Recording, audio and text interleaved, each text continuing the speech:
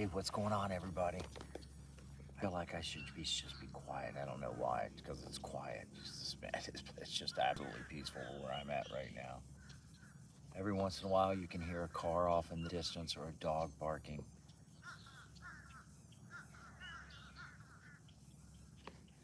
Haven't seen any alligators yet, so we're all good. So, hey, we're just hanging out, man. It's an early morning. Had a few hours to come out and do some fishing, so I thought if you guys like to join us, that would be awesome. I'd love to have you. I grabbed a few rods today. I got the Mr. Crappie Thunder Rod right there. I love Wally Marshall. I love Wally. Who doesn't love Wally? He's like the Ron Popeil of fishing. I might be aging myself. Many of you might not know who Ron Popeil is. The creator of the pocket fisherman.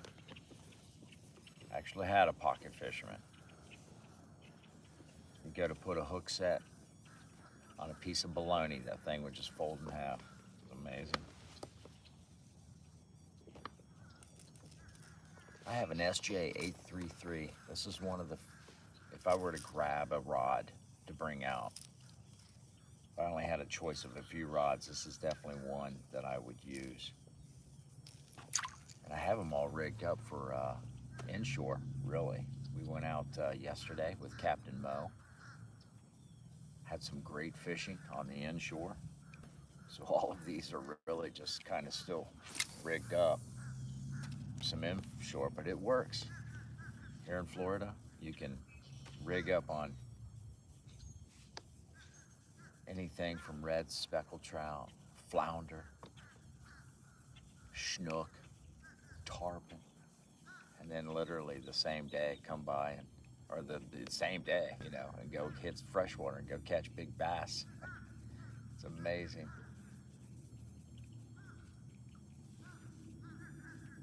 So I got a KVD popper on here right now.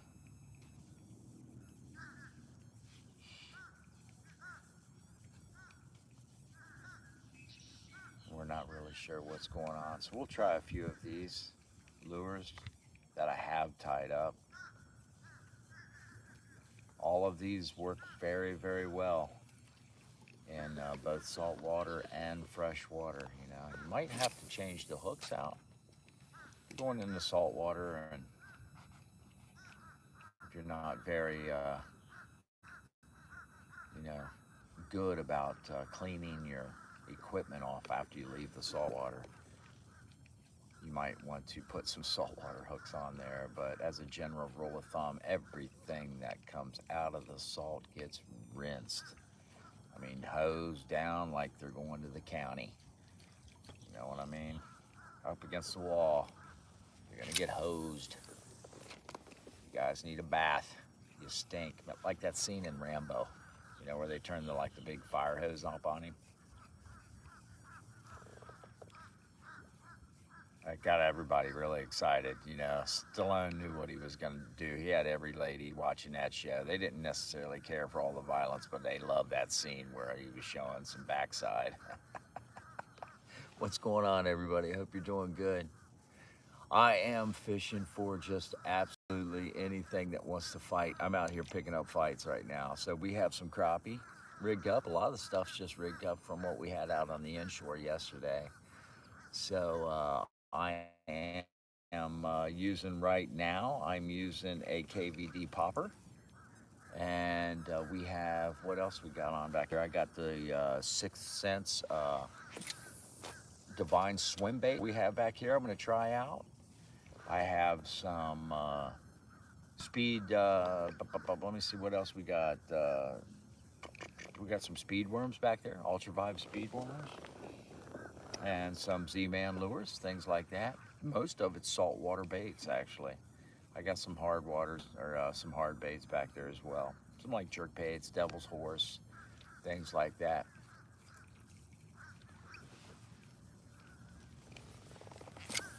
But we are out just figuring out where these fish are. This is a little different body of water right here. One that I'm not real familiar with. dipped the kayak in it today and got back in a little location back here that I don't think has been like fished since Osceola's been around. There's just no way you can get a boat or anything back here. But so we're in Central Florida, so hanging out. One of the 10,000 retention ponds that are available out here, and we are just throwing this popper. Has a, oh, there we go, there we go. Nice, nice, nice. This SJ833, get out of them lily pads, get out of them lily pads.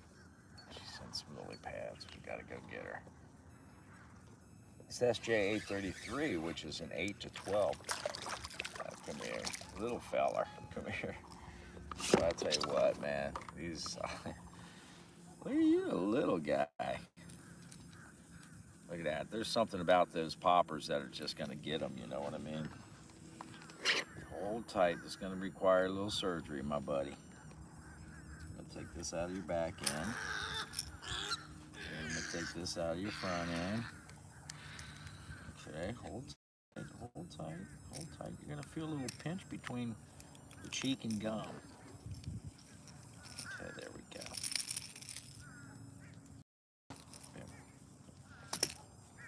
Bear doesn't even, oh look, you got some scar up on the side there. This one's either been caught or attacked by something.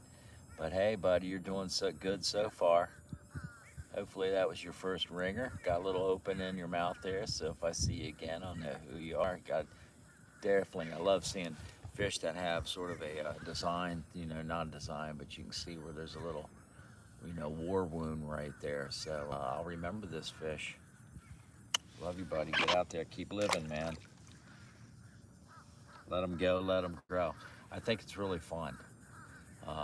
You know, if I ever come back here again, and who knows, you know, 3-4 years from now or something, you just happen to be in there and you pull out a 5-pounder, it's got that little mark there, you know, chances are. I have caught the same fish twice. In fact, one day, I caught the same fish twice in one day. That guy just, he wasn't giving up. Hungry little fella. That's I love the SJ833. So if you're using something like the popper, it has some really light treble hooks in it.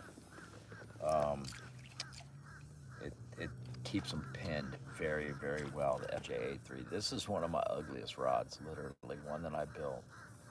Had to replace this. Actually had to cut the butt end down. It was way too long for me, so I cut it down. EVA composite, very comfortable butt grip there for me. It's a great fighting grip, it's a great grip for casting. And then a reverse dagger reel seat with the EVA right there. Compressed carbon, a little bit lighter, so it's a light rod. And then the micro wave air guides is what I use right there. So great casting, distance, more than I'll ever need, really. You know, obviously you get out on the inshore, you know, casting is something that you want really, especially in a seated situation. You're not up on the platform, so you don't necessarily have that advantage. And you want as much distance as you possibly can when you get out on the inshore, but there's so much real estate to cover here in Florida, the water. I mean, you could have a short grass line that is literally a mile long, if not more. And if you have the opportunity to just get great long cast out of it, like boom, there it is in the water. So that's nice, easy from my seated position. That's a, you know, that's a 45-yard, 50-yard cast. And took like literally no effort. So having the right equipment helps big time. And the SJ833 blank, it's an MHX blank that I built my rods on, is definitely one rod that I would have stuff in my arsenal, always. Hope everybody's doing good today, man. I'm chilling, pretty excited, really. Just kind of what a beautiful day. The sun's not baking down on me. In fact, it's a little chilly. You can see I had to put some layer on. I know it sounds ridiculous, you guys. Some of you guys might be up in some of the Siberian weather, you know. But here in Florida, it drops down to 60 degrees. It's chilly, especially if that sun stays away like it is going to a big part of the day. And we have a fog, slight overcast with a fog, and it is it's a little nippy.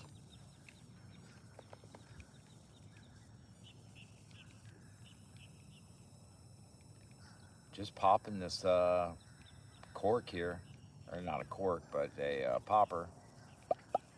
It's another nice thing about the SJ blank, this 833. It's got the tip that it can do it really well. It's a great jerkbait rod. It's a great fluke rod. So it's a really good all-purpose rod. If you want a good topwater rod that will handle reds, schnook, big speckled trout. I mean, really, really big fish. And not to mention some of these just hammer big mouth or largemouth bass that are down here.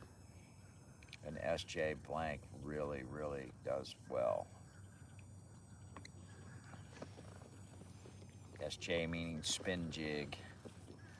It's good all-purpose. Great devil's horse rod. Although I have a very specific devil's horse rod that I built up. If you've never tossed the devil's horse, you need to.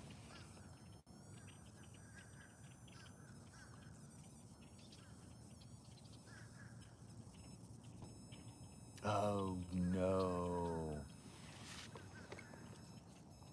Ah. So you were sitting on a bank and you had your stuff and you were chilling, you know, you had your Yeti cooler, had some, you know, Bud Lights in there, man. And you're just like chilling, you're hanging out and going, man, no, I can't wait until that white chicken chili gets heated up, and you look over and your rod's gone. And you're just looking around like, what? I hope it's probably something that happened. Obviously, you didn't have your eye on the ball when it did happen. Otherwise, you would have went and run across. Or it was just a big, mean snapper. Sometimes they don't get back. They don't care. They don't care. I'm sorry about that. What kind of rod did you have? You saw it. Yeah, I saw it get trapped. Oh man, I'm really sorry. That's even more painful, you know, because you're giving a loud scream and everything's in slow motion. No.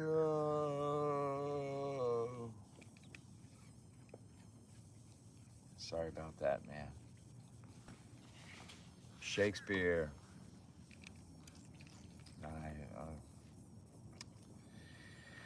Yeah, that's not good, man.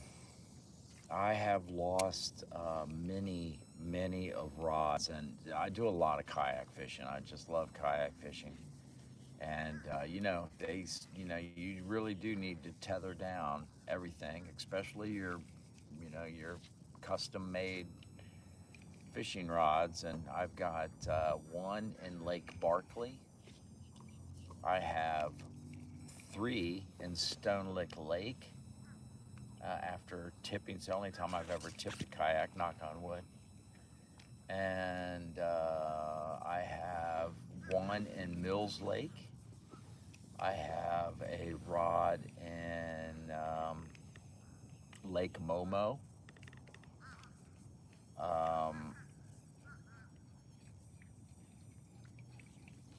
I think that's it. I have a bunch of rods out there. I really do.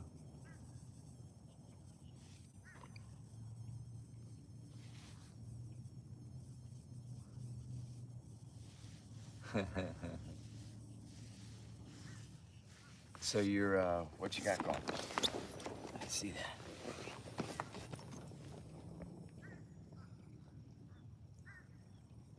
Time to go magnet fishing, that's for sure, man. Hey, everybody, what's going on? I wish I could read, wish I could understand where you're coming from, but thanks for chiming in wherever you're from. Really appreciate it. We're in Central Florida right now. That's where we are from. So, yeah, magnet fishing really looks fun. And here in Central Florida, I mean, you could probably have a really good time magnet fishing. I mean, there's a lot of like creeks and little rivers and little canals, and people are dropping pistols and getaway things in there, just dumping stuff, and people are always losing rods and things like that. It would be. My personal best bass fishing um, I had two of my personal bests come in the very same day. Um, if my friend from Ohio was not here with me during that day, um, and it was in Lake Momo, um, nobody would have believed it. It would have had to been videotaped. Still, I don't think anybody would believe it in this AI days, AF, kind of days that we have, where you can AI everything. Me and my friend Zach Carell from the Yak Legion podcast, we went out on Lake Momo early. We got out there, and I just had a feeling that I needed to just work the lily pads. I had saw some movement out in the lily pads as we were, getting our equipment together and looking out there. And Lake Momo has tons and tons of lily pads. And what's really fun about the inflatables is that if you're on a lily pad, why not be a lily pad, right? This thing just feels, it looks like a lily pad. It's quiet. And I was using the FP 885, which I have back here, and I had it with a Strike King Rage tail, the big 5.75s. And I mean, they're just huge, huge swim baits. And they have a real big, like, whoa, whoa, whoa, whoa to them. And I just started loading up on bass. Boom, boom, boom, boom, boom. I was like, oh my God, what is happening? I mean, I was just caught within the first hour. I caught a good, 18, 19, 20 pounds of fish within the first hour. And my buddy, unfortunately, it was one of those weird things where my buddy just wasn't hooking up with anything. Nothing was happening for him.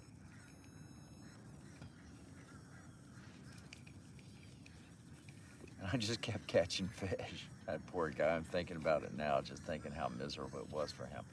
So he's asking me what I'm using. So I said, dude, I'm just switching over to a Gamakatsu.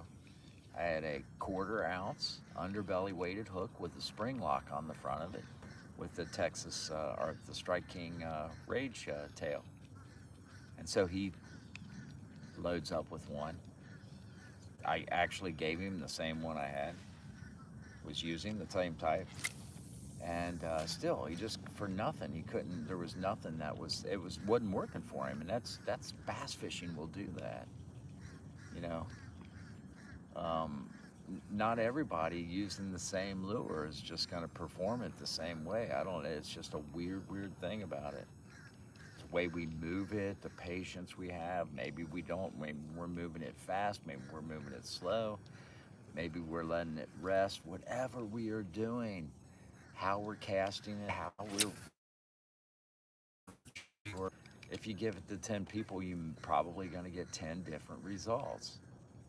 And that was just loading up on fish. So to get to my largest fish, my biggest one, prior to that, it was just a little over 7 pounds, at 7.2 pounds. And that was back in Ohio. And that's a pretty good fish to catch in Ohio. And I thought she was a rock. So I was casting up into some current.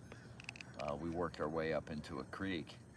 And I thought she was a rock, so I took a popper very similar to this one right here, and I just swung it up in front of the rock. Well, it wasn't a rock; it was a bass. And man, that thing exploded like a. I mean, it just went like a toilet.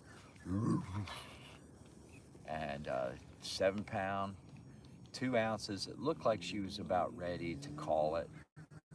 Like she lived a long time, you can tell. We called her Old Betty, and we put her back in the water and let her go. And I may have been the very last person to ever really catch her. She didn't look like she was going to be living much longer. Very beautiful old bass, and to find bass that big in Ohio again is pretty rare. So I was pretty happy about that. But this day on Lake Momo, good Lord, I had already put in probably 30 pounds of bass. It would have just been one of those incredible tournament days. And had something following it there. Pop it real hard. Still got those inshore reflexes, you know, where something boom, you would just want to pop it hard. And load it up. Boom, man, it was a big one. In fact, I had to get to it. It had wrapped me up into some lily pads, and when I got to it, I just saw the biggest tail I'd ever seen in my life, and I knew it was my biggest bass at that point. Reached down and felt something. I was inside its mouth. I had already had my hand inside its mouth. That's how big it was, because the mouth was just open. And I was like, oh my, there we go. There we go. The mouth was just open. And I reached down there and got that bass. Pulled her out. Hold on there, cowboy. You ain't going nowhere, I'm telling you, with that pop all up on you. Another little tiny guy. So then we figured out what these dudes are eating on. But hey, if we were in a kayak bass fishing tournament, you'd be a scoreable bass, even though you're about 12 inches. You have to be over 12 inches or more. And had my buddy come over. He was reluctant. The dude did not want to come over with his own scale and weigh the bass I just picked out. There you go, buddy. How you doing? What are you eating? Anything? Like to look down in there, see if you guys are eating anything. Love you, man. Get down there. Let them go. Let them grow. Pulled down an 8.3 pound bass. At that point, I was freaked out. I was ready to go and call it. So that was my largest bass. 45 minutes later, I had already caught a couple bass in between then. And it was amazing, because now all of a sudden, after that 8.3 pound bass, 5 pound bass just didn't seem nothing. So I had pulled in a couple, like three, I think there's like a 3 and a 4 pound bass. And I was like, oh man, these guys are getting smaller. And boom, threw it out there. And the moment it hit the water, something just rolled on it. And I was like, oh my God, here we go, another bass. I can't believe it. My buddy's just sitting there going, I can't. He didn't want to watch it. It was painful for him. And lo and behold, man, pulled out an even bigger fish at 9.3 pounds. So long story short, my biggest bass is a 9.3 pound bass, but it was definitely caught on one of the most majestic bass fishing days of my life. It was insane.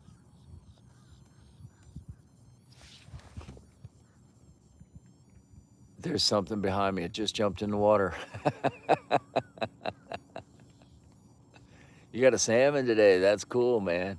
Personal best is a 10.81 pound common carp. That's awesome. Go out there and get that. Go out there and get that. You know, if you got to put snorkel on there, JOC. Okay, buddy. I hope you get that thing back in there. Hope everybody's doing really good today, man. Thanks for chiming in. John Graves kayak fishing here. It's just a beautiful day. So if we were in a kayak bass fishing tournament, we'd have one on board. That last one was a 12-incher. After a while, you can look at them and just say how big they are. So in the kayak bass fishing tournament world, which I really, what I love, it's a catch photo release.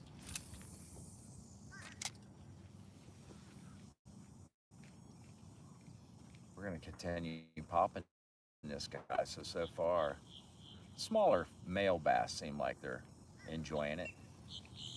And if we were in a tournament and they were biting on this, I would continue just doing this, hanging out doing this for a while.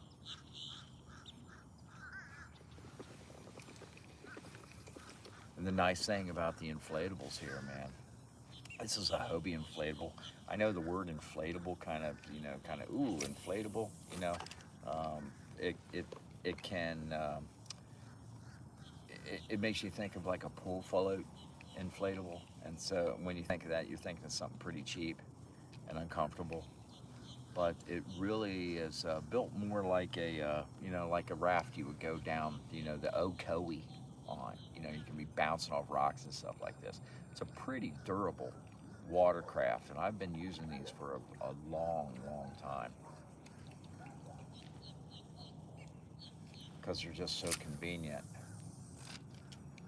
And I've actually just really kind of given up on my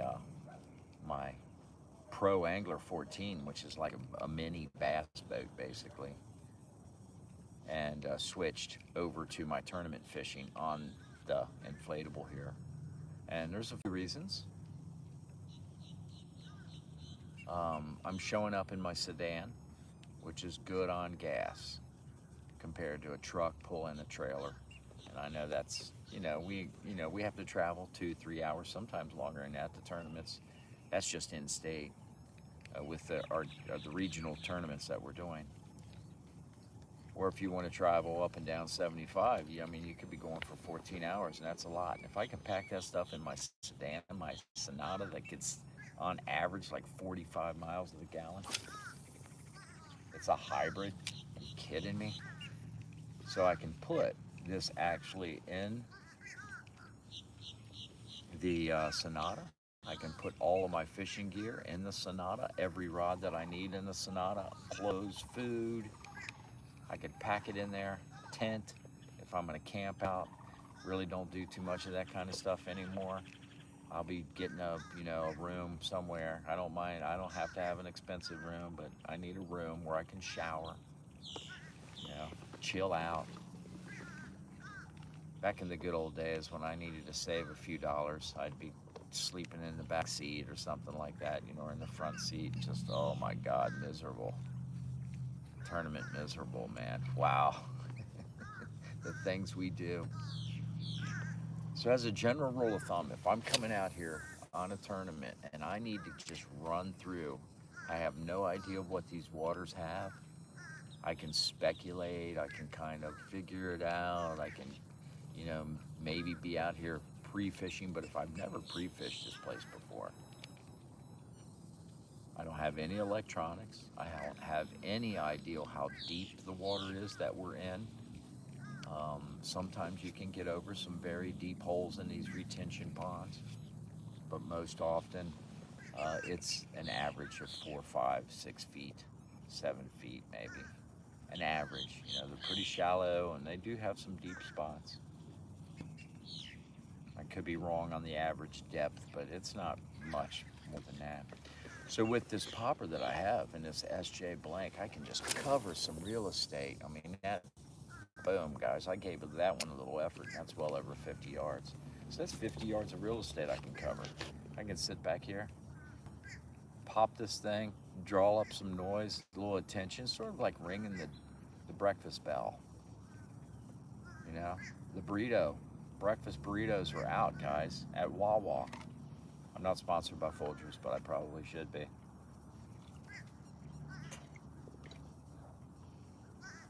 Sometimes if you just toss a lure, a lot like in a devil's horse application, you toss a lure out there, just let that thing sit, let it draw up some attention.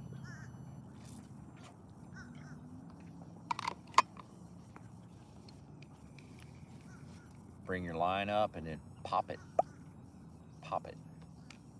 And sometimes if that attention's been drawn, they'll come up to it, and they'll sit in there and look at it, and boy, you're creating sort of like a flinch or reactive strike if you pop it all of a sudden and make it move. And that's very similar to inshore fishing. I will say this, and I believe a lot of people will agree with me. And if you don't, I'd love to, hear some of those reasons, because I do believe it's true that if you and in some ways it may be, in some ways it may not, but if you're an average bass fisherman, and you realize how to fish structure, depth, with techniques like poppers, flukes, jigs, things like that. If you're an average bass fisherman, you can be really successful on the inshore by just going out there and just pretending you're fishing for bass. You know, toss at structure, toss at docks, toss with the current. If you're fishing for smallmouth, you're tossing up above in that current, allowing that lure to come float down naturally like any bait would, and those predator smallmouth river rockets, we call them, red-eye river rockets back home. They're hiding up behind, the structure, and they're just chilling, man. And man, that unsuspecting bait comes around that pillar or that rock with that current, and slam, you know, hors d'oeuvre has been served.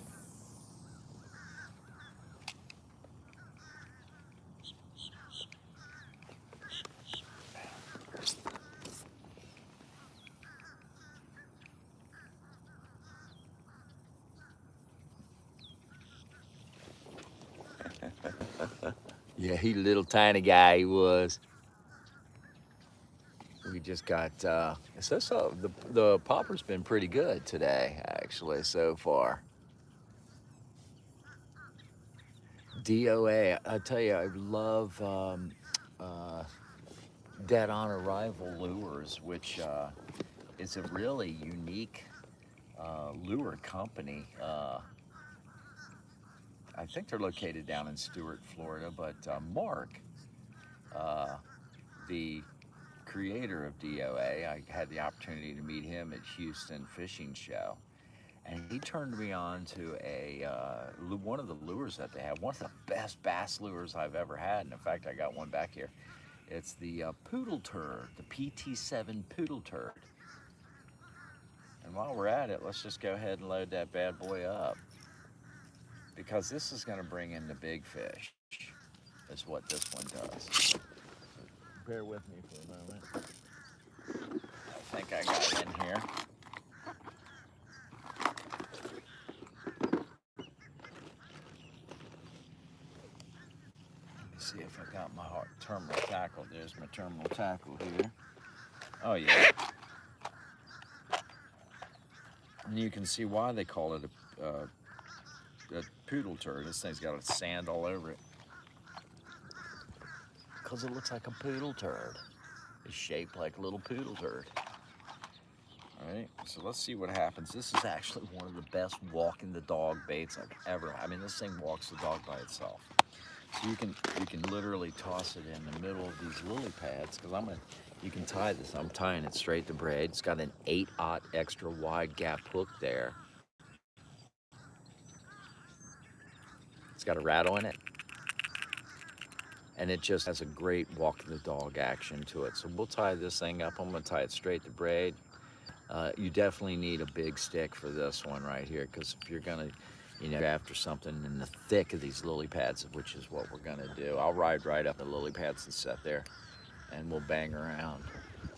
But back to the general rule of thumb of lure choice and going through lures. If a lure doesn't get smacked within 20 casts, literally, if I'm not tossing it out there and within 20 casts I don't get hit at least once, that lure's going back in the tackle box, and we are switching things up. So I'll switch that quick. But if I do get a strike, like a short strike, I'll reverse that count, add 10 to it, and then go at it. But once I get to a straight 20 without any action, the lure's going to change. And that's a good way to really quickly rotate and keep your mind together on that, because sometimes, even the best, they get lazy at just changing lures, and you just stay with that one lure, and you just need to keep popping them. And when folks want to know why there's 10 lures on this, or 10, rods on this side and 10 rods on this side. Or in a kayak situation, we got, multiple uh, um, rods. Yesterday I had 7 rods on board this kayak out on the inshore. I had it rigged up with a whale. This is a 6th-inch whale right there. And to give at least lure this boat for it. You're absolutely right, is what I'll do, especially if I got a lot of ground to cover. Now, if I've been there and I can zoom, either where they're motorized or we're sitting here just, using the kayak to get to that spot. But I'll switch up a couple in that area. So that's a good point to do that. I think it's a really good point. Whatever technique or that you have, as long you need a synergy, you need a movement, you need an ease of movement, you need a rotation, you need something to really keep you from getting stagnant. When it comes to fishing, because it's easy to do. I've seen the best of them, and we were talking about me having the really good day, and my buddy just not having really that kind of a day as well. I was traveling, moving fast. I was hitting spots. I kept boom, boom, boom. I was rifling these, the lure out there where he just, wasn't getting that many casts. And if you're not casting, you're not catching, right? So we're going to tie this bad boy straight to braid, and we'll have fun with it, tossing it in the, because they seem to be reacting to the popper a little bit. And this will give off some, it's a top water lure. But this is a DOA lure, dead on arrival. And come on now there. Believe it or not, my hands are a little cold. In Central Florida, it's like 58 degrees and my hands are cold. Unbelievable. That sounds so wimpy. There's probably people up there in Utah, and there's from South Dakota out there. Yeah, whatever. We just got snow. So here we go, rigged up straight to braid. This is the PT7 Poodle Turd 7.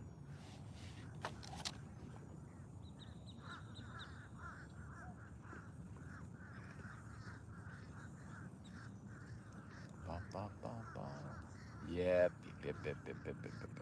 Thank you, man. Appreciate the good luck. Your blood does get thin down there. That's for sure.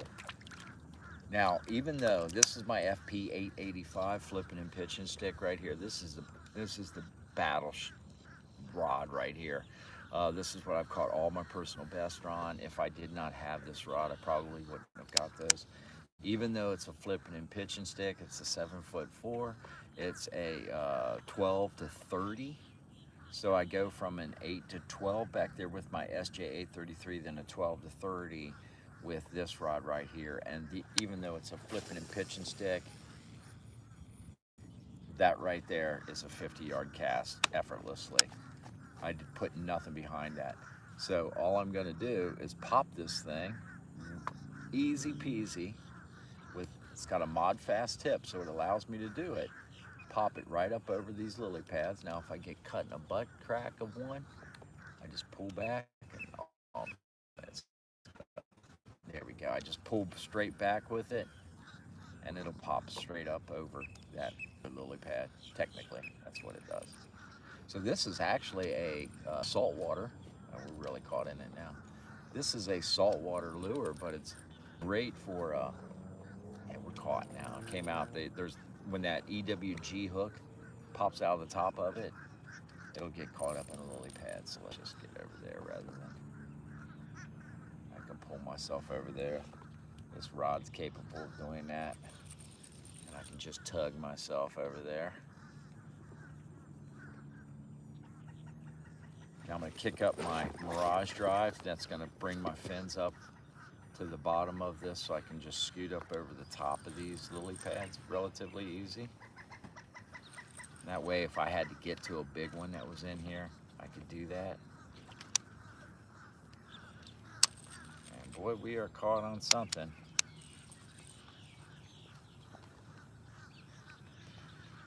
I've got up close to this stuff before and thought that I was caught on something, realized no, it was a fish.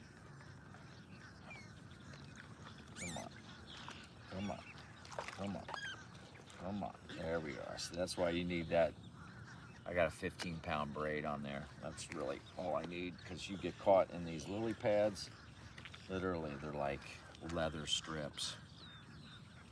Get ourselves cleaned up. And while we're here, might as well enjoy the fact that we're here. So I need to bury that in there.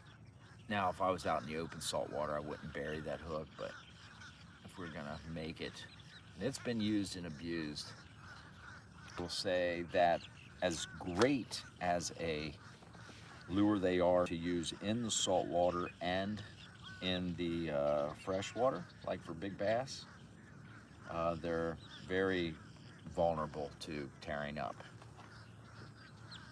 And so, you know, they're good. They're just one of those lures that you're like, man, you got to spend a lot of money on them.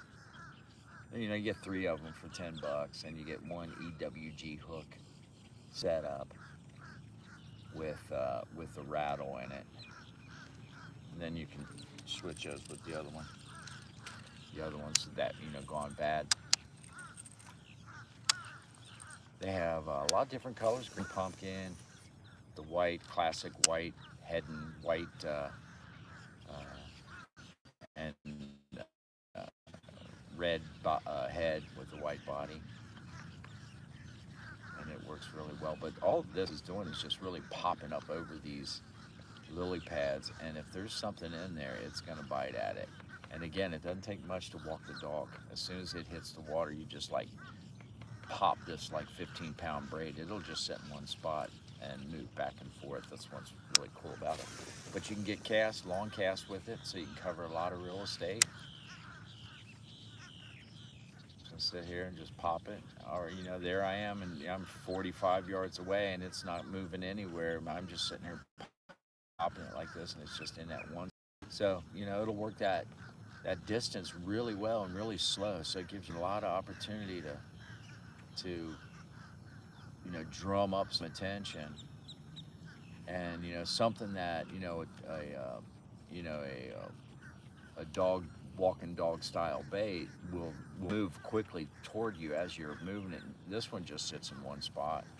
I just have to, there's a little hit right there. As soon as I moved it, as an example, it sat there in the water for a moment. I wasn't paying attention to it. And the moment I moved it, something jumped on it, you know, reacted to it.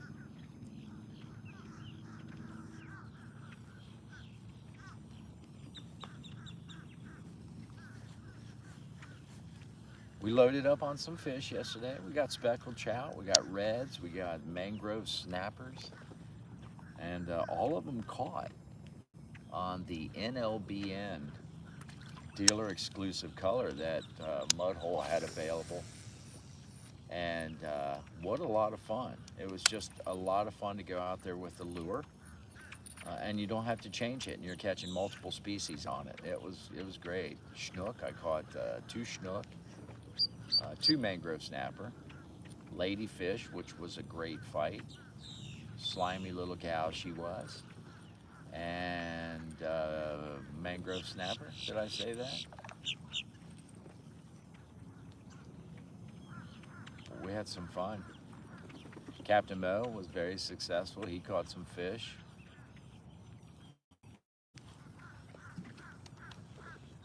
Let's get up out of that butt crack there. These birds are interesting. Come in with the blackbirds, and they just land on these lily pads. I don't know if you guys can see all the blackbirds up behind me. That could have been what you've seen jump up behind me. They're my friends. They chill with me. I just kind of move along with them. But I'm gonna get around this way if I can, so you guys can see them all behind me coming in. I'm sure you guys can just see these blackbirds that just come flying in by the dozens and dozens, and they will land on the lily pads and just start picking at, you know, whatever bugs, I'm sure. What are they eating now? And they love to follow my lures. They'll chase my lures, which are really cool. Crows are really interesting. So let's give this one a few more yaps and we'll just keep playing around. I also have this Mr. Crappie Thunder Rod. I love Wally Marshall, and so I wanted to bring out his um, Crappie Thunder Rod and use some of that. But we'll play with this one for a second. We got to give the DOA the opportunity. So we've tossed it out there about what, 5, 6 times already. We'll get to 20 if nothing happens. Little short strikes are one thing, but if you get a big hammer at this and it doesn't set the hook, definitely keep using it for a sec, because goes along with that. Let the fish tell you what they want. I don't know if I was talking to the old guy at the end of the bar or something, and I got that, knowledge, that little speck of wisdom. Let the fish tell you what they want. And I'm like, how in the heck? What language do you have to speak? Well, the language is just, trying these different lures and techniques out. And these fish are going to tell you what they want. And then you hone in from there, whether it's color or size. And that's what's fun about bass, man. Bass are very challenging fish to go after, because they will absolutely change your mind every every 15, 20 minutes, man. They're on to something else. At least it seems that way. So we're covering a lot of real estate here. So, the amount of distance that we get to cover with this lure really takes into consideration how many times you need to go through it before you actually get something to react to it. That's what we're looking for. We're looking for that reaction. We're not, we'd love to have that personal best or that, big 20-inch put up on the leaderboard as we're kayak bass fishing, because you take your 5 longest bass, not heaviest bass. So we don't need those big, heavy bass. We just need the long ones, and usually, which is nice because they still stay that length. They just get heavier usually during the spawn or feeding, and they can gain a number of pounds when that happens. But we just need the inches, which is cool. And I'd love to have a 20, 21-inch bass just nail this thing right now. But if it's not happening, you have usually 8 to 9 hours in the tournament. And you can't be, as my mom would say, dilly-dallying. I'm not even sure what that means, dilly-dallying. That sounds like a great lure, the dilly-dally. Doesn't it? Great lure name.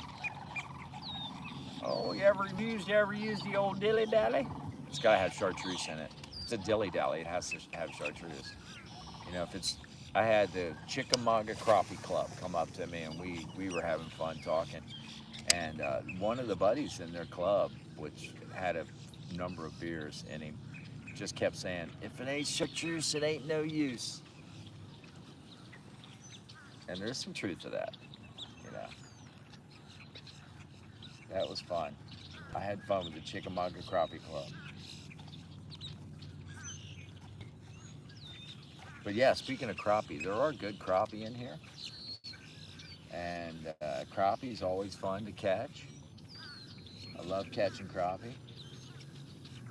Probably one of the better tasting freshwater fish, if you ask me. I think the good Lord and all creation said, hey, we got to come up with something to keep people from eating bass. So that's when he created crappie.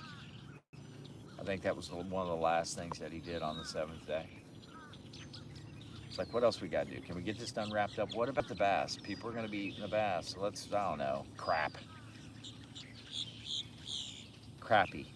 Let's just call him Crappie. Right? I can see that happening. He wanted to get done, get out of there. That's why they call him Crappie. It's one of the last things that they created. And, and for people that can't fish, then you know, that's why they have the 2 for $6 fish deal at Arby's.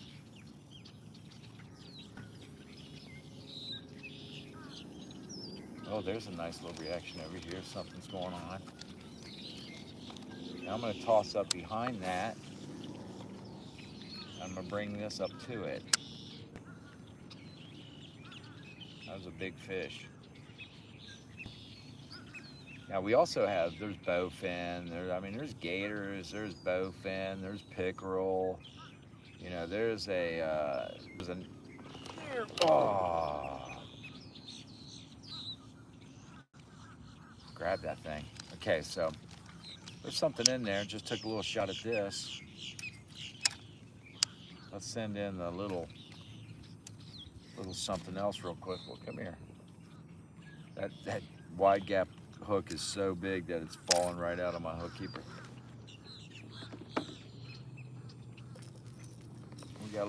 We got something over here that's. So I want to give it the impression that it's injured something. Okay, so it attacked something and it knows it attacked, but where'd it go? I'm going to bring this back through there as if injured. Right, like it injured something. Just gonna pop it there.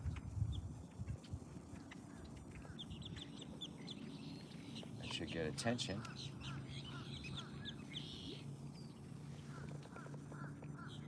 Pop it through there. And so technically you're just replicating, or you know, you're given the impression that there's an injured bait fish there that it just put the hurt to, and it needs to come back and finish it off.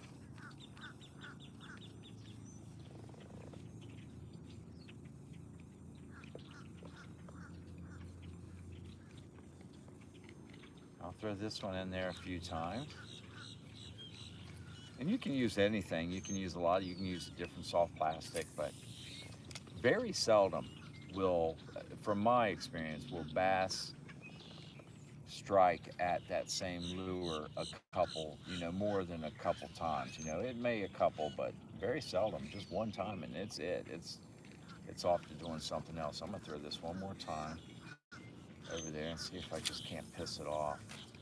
I want to make this thing mad. Let's sit there for a moment. I'm not sponsored by Folgers, but I probably should be.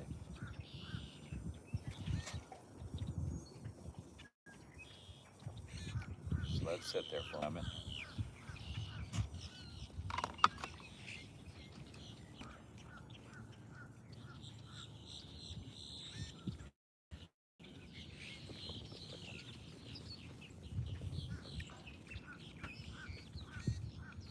When bass anglers stop talking, that means they're really concentrating. That's that old saying, when the lure's in the water, there's nothing else on their mind. So let's pause on this one for a second. I do have some grass in there, and I think bass are very grass picky. Some of your inshore lures and some of your inshore fish are not so grass picky. Let me get out this 2-piece. This is a rod I put together. Call it the carry-on, and it's a 2-piece travel rod. But boy, it's created with one of the Mud Hole Series color series blanks.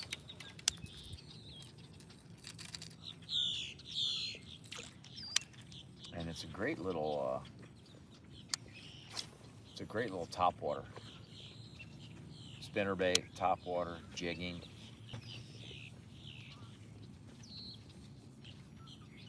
I have a 3D pencil, say a Yozuri lure on it, right there. It's got that 3D, patented 3D pencil kind of thing to it. Hey, see you, man. Have a great day, buddy. I appreciate it. go do some fun stuff, and man, you have a great day fishing too. I really wish wish you the best. Catch the biggest fish you ever have, ever. I always wish that on everybody. I don't care who you are, unless I don't know. I even if we're in a tournament and I'm competing, I want someone that do really well. The money's not that good, to wish that your friends and competitors just don't have the best day and the safest, most awesome day of their life.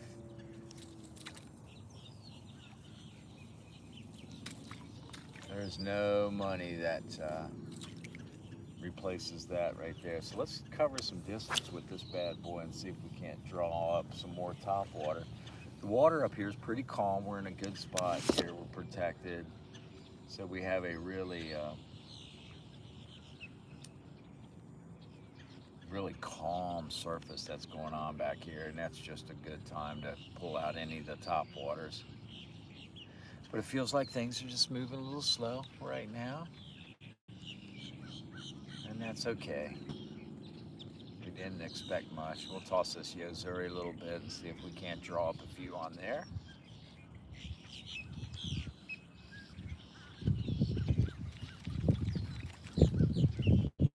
This has the microwave air.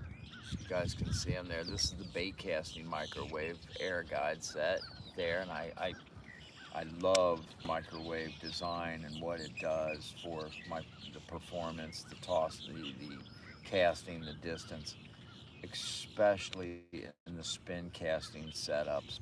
In the bait casting setups, your casting setups, conventional setups, it does okay. But technically, the first guide in a casting setup that your line goes through is the guide that's on the front of your reel, the one that the feeder line or hole.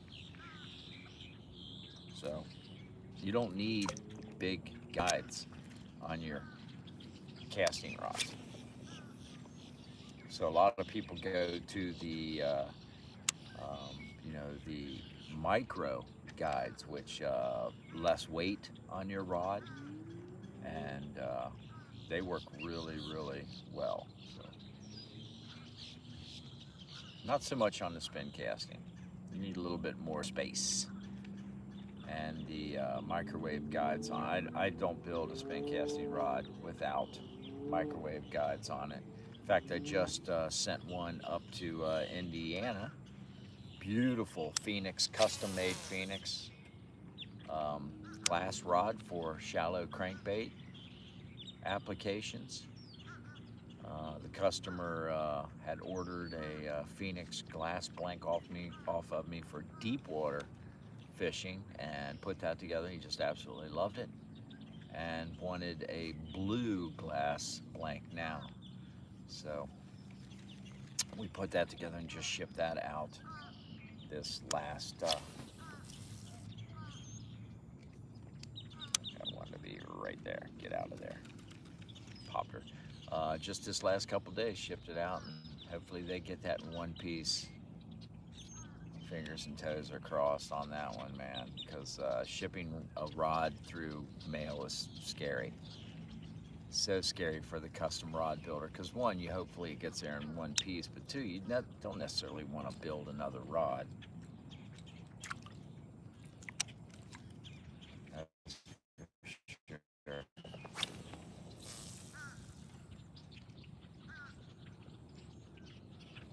And if that happens, then that falls basically on me. It's very hard to get your money back from shipping. It's just such a pain in the butt. And so then, and the Phoenix glass blanks aren't cheap either. We are close to Lake Momo. That's just a retention body of water here is where we are at. Just you can basically get to this place off the side of the road. You can park your car and put in. No ramp, and I love finding these places because there's just nobody that gets back here. Very few people do. And you can tell if you go around and look at the neighbors that do have property butted up to it, whether or not they got kayaks or how they're all set up. And most people, you know, they're not out here heavy fishing with recreational kayaks that I'm seeing, that kind of thing. Some people do. They'll have a like a homemade dock, you know, where they can bring a john boat or something down into some of these bodies of water, but they fluctuate. They go up and down so much with the flooding and that type of stuff. At worst, when it's super dry, they'll just turn into some of these deeper holes where, you know, these bass will hold out and survive till more water comes. But this was just at one time, this was probably a good 5 feet, 6 feet over what I am right now, with Hurricane Ian that came down here and just demolished this area with water. So I'm just going to use the carry on one more time to see if we can't get something blasting on this, and then I might switch to a Mr. Crappie rod here because I'm excited to catch some crappie. We don't have a lot of time. We have a couple hours to play around. So, what's going on? Hello, everybody. Hope you're doing good, man. This is a good day. Sunday is a fun day. Temperatures here in Florida today are going to be probably high of the low 80s. If we get some sunshine, they might just stick around the mid 70s. But without any sunshine and with cloud cover and some fog, which adds a lot more moisture to the air, and all of a sudden you get a wind, it gets a little chilly, that's for sure.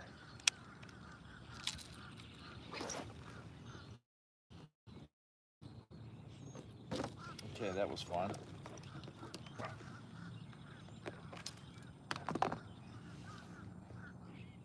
I got the Divine 6-cent swim bait. It's right there. That's what I'm going to be using. And this is the Mr. Crappie. This is the Wally Marshall Crappie Thunder right here. This thing only costs 65 bucks. It's a great combo. It's a lot of fun. It's a great dock rod for kids. And man, if you're a crappie fisherman, this is how easy it gets. I mean, it's just, bam, you float and you just stick this 9-foot rod out. I like to strip and flip. Not me literally stripping, but stripping the line back. And it's a great way to target, so we can just gently float around some of these targets and just take this little swim bait and go bloop, pop it right down there on top of it, quiet as a mouse. Jig it up and down a couple times, strip it back out, and just drop it right in the middle of some of these lily pads, because those big crappie are hanging out down in those lily pads next to the stems, and I can just drop it straight down on there. I can get some length, pop it out there. That's a good, that's a good 18 feet out there. That's not bad from a seated position when it comes to just flipping something. I'm not using the rail. I'm not using any energy as far as like bringing it back in. I mean, this is another technique that you can just build up a good synergy. Good, it's easy, it doesn't wear you out. Strip it and flip it. Drop it right down in there. It's a great way to figure out how deep you are. Right now we're not very deep, about 5 feet. I can see where that line goes relaxed. Is the proper term laxed, where the line goes laxed?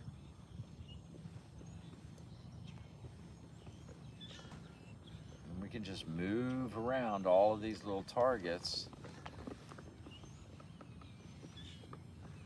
I'm going to stay on the edge of these lily pads the best I can. But the wind's starting to pick up now, which is usually pretty common here in Florida. You can bank on that, especially in this area of Volusia County. If you're out fishing at any number of Florida lakes, You can bet that around 11 o'clock it's going to start getting a little windy.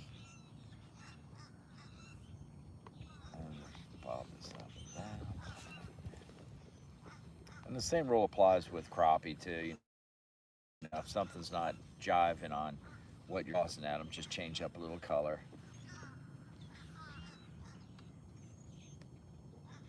Most crappie fishermen know exactly where they're going. I can go to the St. John's River and you can see the crappie fishermen all circled around that one spot. And they have trees. They put Christmas trees down there and all kinds of fish attractants. And it's a good place to just go and load up on a bunch of crappie.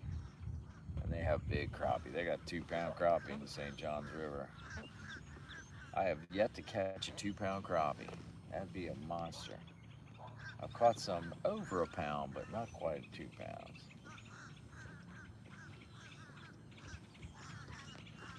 And a pound crappie's got a good size to it and a good fight to it. So you can see how quiet we are. Another thing about, I love the inflatables, just super, super quiet. A lot of times with the harder hauls, like the Pro Angler, for instance, or the new canoe, or any one of the Old Town, anything like that,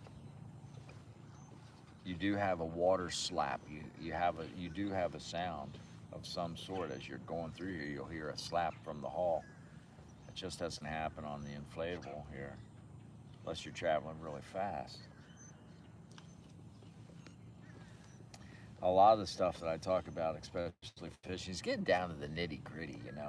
You don't want to take the fun out of fishing, but when you do it for a while, you're really kind of fine tuning every single application, and you're figuring out the best way to present it, and with as little time and effort that you can, because you just want to get as much in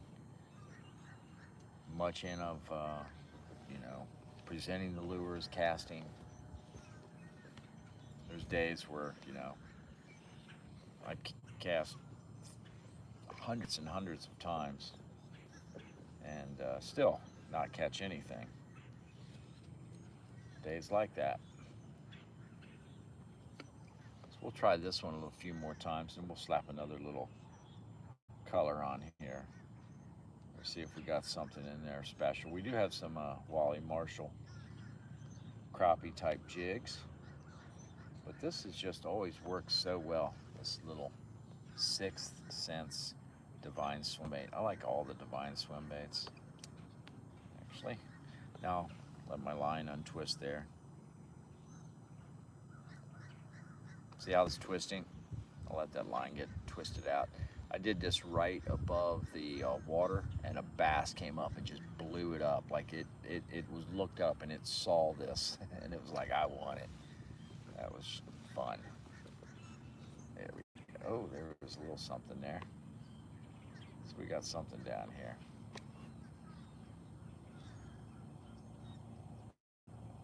Crappie bite's a really subtle bite. And basically, you're using a rod. You're just picking them up. That's what you're doing. Kind of floating into their target there. I don't have the reverse drive on this particular Mirage unit. This isn't the 180. It's just only knows going forward. So I can reach down there and hit that and go forward and back up on something. So when it comes to battling the water, or not the water, but the wind, and if you're an angler and you're serious about getting a Hobie or any type of really watercraft that has a forward and reserve or reverse on it, definitely you want the forward and reverse. You don't want just forward only, because you want to be able to, you can use the reverse to fight the fish. You can reverse that to stay out of a target area, but to stay in a target area, if that makes sense. But like with just the forward, if something's pushing me and I want to back up, it's pushing me, man. So if the wind gets really tough out there, it's a little bit more challenging to operate. and keep that synergy. Again, it's about keeping the synergy in. Staying relaxed and enjoying the tournament.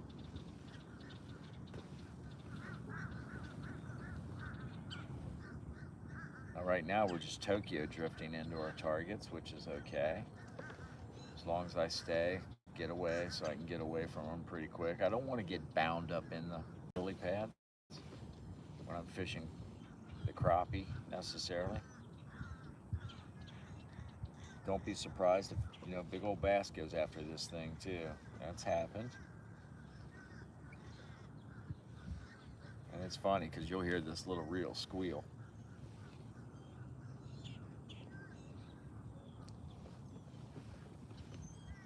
It's got a good, it's got a good sound to it when it squeals out. Ain't nothing like a good reel squeal. Let's get over here on this side and see if we can't draw something up. Might have to switch to another little color here. Could be this, we got this in the background. They may not be picking up on this color. Fish are down there.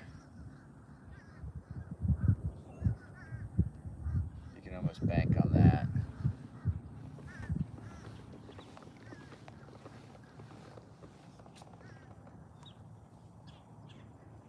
Just got to find out where they're at. Hope everybody's doing really good today, man. Okeechobee fishing. Good for you, man. Punching big old grass mats down there. Say hello to everybody down there at Martin's. Hope everybody's doing good. But enjoy yourself at Okeechobee, one of the finest fisheries. It's classic. If you're a bass fisherman and you want to, there we go, and you want to do really, really good fishing, try the Okeechobee, man. There we go. Here we go. Look at this guy. Nice guy. Come here, cowboy. The size of that guy right there. Come here, man. Crappie's big enough you can put your thumb down in them. Beautiful, beautiful black crappie right there. Nice. Good stuff, buddy. I love you, but hey, this is Feed the Dogs, Save the Hogs. This one's going back to Crisco Bay. I'll put the bass back in, but these guys are coming out again. This is one of the reasons the good Lord made this fish, so we don't eat the bass. But these are tasty, tasty fish. This guy is going in the cooler.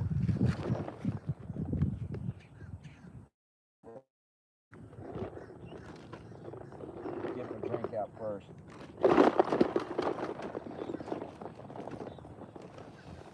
I put him in the cooler there. All right, that was cool. Let me get everything situated here. So that worked out. While we're here, take a little second. Every cast is a prayer and every catch is a ceremony. That's the way I look at it. So we're off to a good start. We may have picked up on something here, but that's if we're gonna stay crappie fishing, I'll stay crappie fishing. I'm gonna get out of these lily pads, crunch my way out.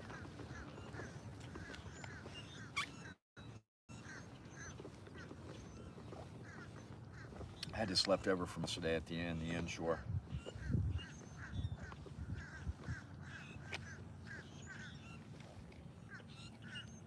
Wow, that's cold. All right, let's see if we can catch another crappie. That was fun. That was a nice, good-sized crappie, don't you think? Have a great time in Okeechobee, man. I think that's where we were at before we were rudely disrupted by a crappie. Good gosh. This water's starting to drop, so these crappie are really, starting to feed up.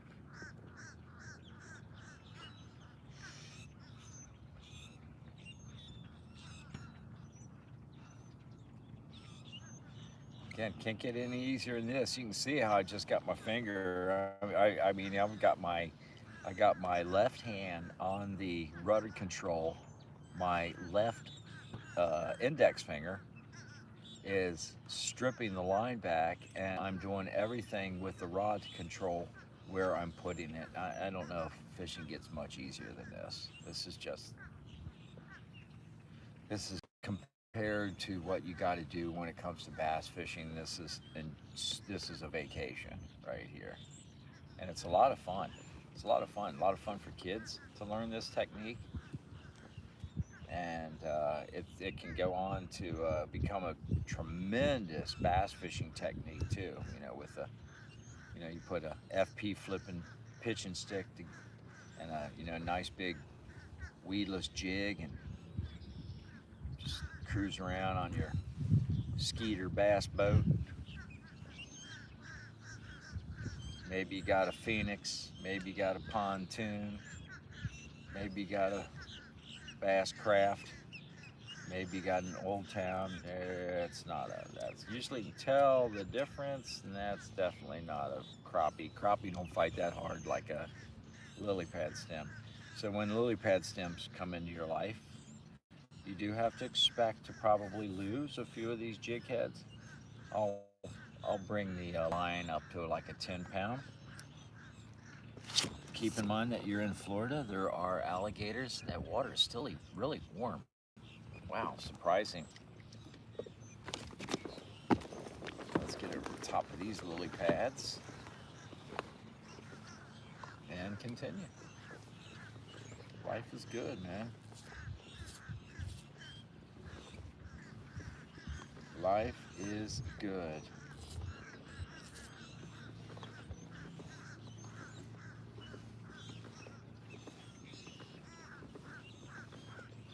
Let's go around there one more time, see if we can't drum up some specks. Crappie, what do you say? I had a crappy day. First time I ever saw a crappie rod or heard anything about a crappie rod, me and my dad, I remember going to Kmart Sporting Goods, where that's where most of us went to get that type of, anything fishing goods or anything fishing. Eagle claw hooks, man, were everywhere back then. And um, there was a rod that was pretty cool looking little rod. It was a little, kind of a smaller type thing. And I don't know. I remember asking my dad. I said, "What kind of a rod is that, Dad?" And he goes, "That's a crappie rod." And I just thought he meant it was crappy. So never gonna buy that. My dad said that was a real crappy rod. There was something back there, weren't you guys? Somebody wanted that. I know. Came up after it. I felt it.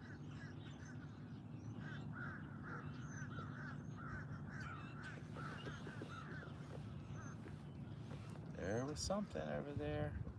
Well, you can really get some distance with this 9 foot rod here.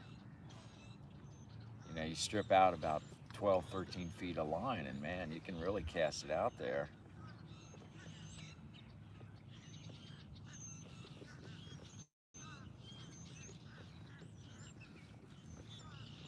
So I make my own dog food. I should say my significant other, my beautiful baby doll Lisa. She makes our very wonderful, we love our dogs. She makes their own dog food. It's sort of like a farmer's dog thing. So we buy ground beef, we buy turkey, we buy fish as a protein supplement. And um, since we've been doing that, it's a little bit more expensive and time consuming. Not much more expensive than just dry kibble food that they tell you is just absolutely brilliant and great. Which will you eat it? That's my. Will you eat that stuff? We love our pets, man. We're not gonna eat that stuff. We're not gonna feed it to them either. Why would we? It's like torture. And so we make their own food, and it doesn't take much to really make it. You get a big Dutch oven, brown up some cheap ground beef. You give them that protein. They love the taste of it. Put in a can of beans. You put in some peas. You put in some kale, spinach, carrots. And I'm telling you, your fish, and some rice. You put in some rice in there. Your dogs will absolutely love you for it. They'll be healthier. They look healthier. Their coats are healthier. And so it's been a lot of fun. We got two Frenchies, which are usually health issues, especially when it comes to food. No issues. We have a pit bull, and then we have a beagle, like a Chihuahua mix. And what's this? I think I'm hooked up to something. Yeah, I'm hooked up. Boy, that's not a crappie.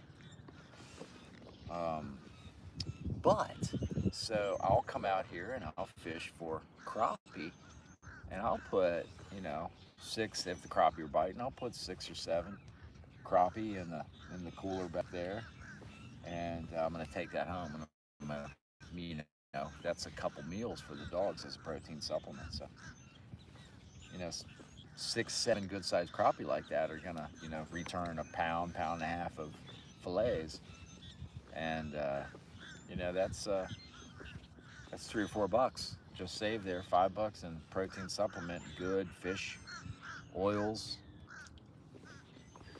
those omega oils. I mean, all this good stuff that makes their coats feel so good. That's what we are doing.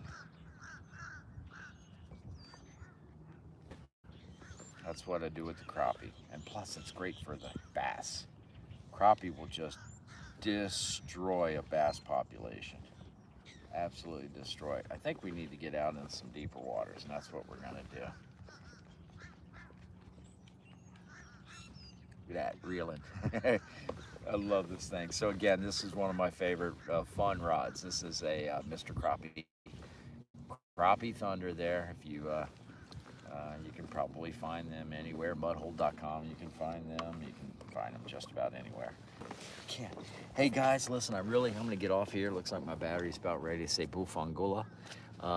Thank you so much. It was great hanging out with everybody. It was good talking to you guys, hanging out with you.